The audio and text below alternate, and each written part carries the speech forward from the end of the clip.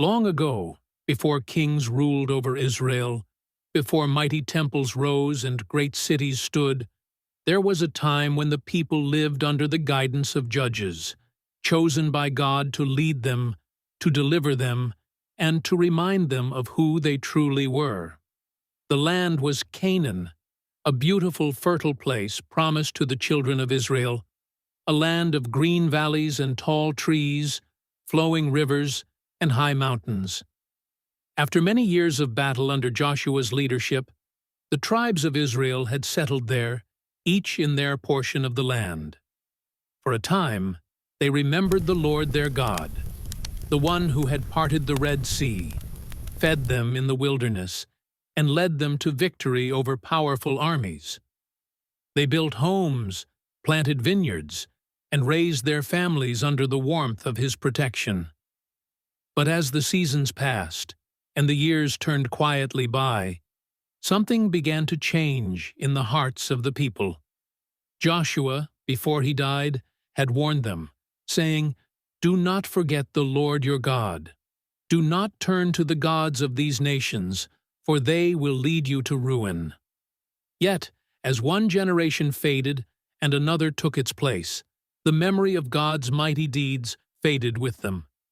They looked at the statues and idols of their neighbors, the carved images of Baal and Asherah, gods of stone and wood, and wondered if perhaps they too could offer blessings of rain and harvest.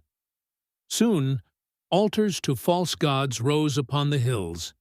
People carried baskets of fruits and grain up to those places, offering sacrifices and singing songs to lifeless things.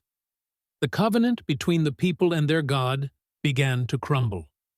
And so, as it often happens when people turn away from what is right, darkness came upon the land.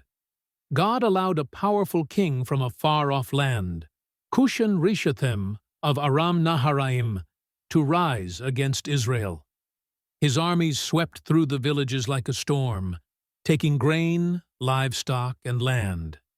His soldiers stationed themselves at crossroads, demanding heavy taxes and offering cruelty in return for mercy. For 8 long years, Israel groaned beneath his hand. Fields lay empty, homes were abandoned, and hearts were heavy with sorrow. In the village of Tirzah, an old storyteller named Eliam would gather the remaining children each evening by the fire. "Children," he would say, "remember the Lord. Though we suffer now, he does not forget his people forever." Among them sat a boy named Liran, who dreamed of seeing a day without soldiers, a day when the songs of Israel would rise again. At last, the people remembered the God of their fathers.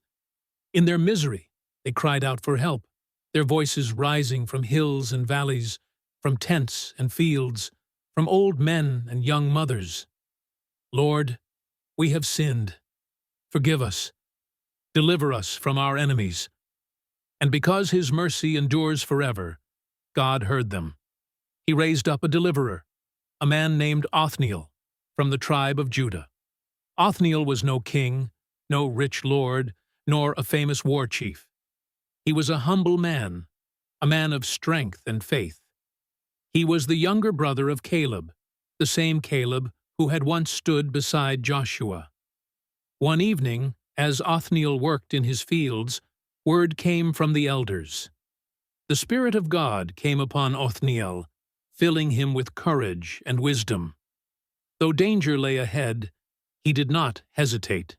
He gathered the men of Israel, those weary of oppression, those ready to fight for their homes, and those who still believed the Lord could deliver. Among them was a young man named Oren, whose family's fields had been stolen, and whose brother taken by Cushan's soldiers. "I have no sword," Oren said quietly to Othniel, "but my hands are ready." And so they prepared. The day of battle dawned, and the men of Israel marched with Othniel at their head. Though outnumbered and outmatched, their courage was greater than their fear. The Lord was with them. The battle raged from sunrise to sunset. Othniel's voice rose above the clash. for the Lord, for Israel. And by evening's light, the armies of Aram Naharaim were driven away, their king defeated. Israel was free once more. The people wept with joy, and songs of thanksgiving rose across the land. For 40 years, the land knew peace under Othniel's leadership. The fields bore fruit again, children laughed in the streets, and the people remembered the Lord their God. And so, the era of judges began, a time of rising and falling, of forgetting and remembering, and of a God whose love endures forever.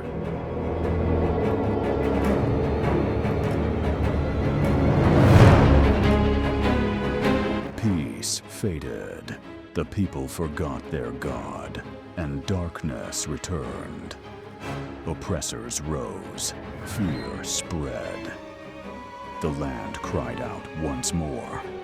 Who will rise to deliver them? Era of Judges, Episode 2. Coming soon.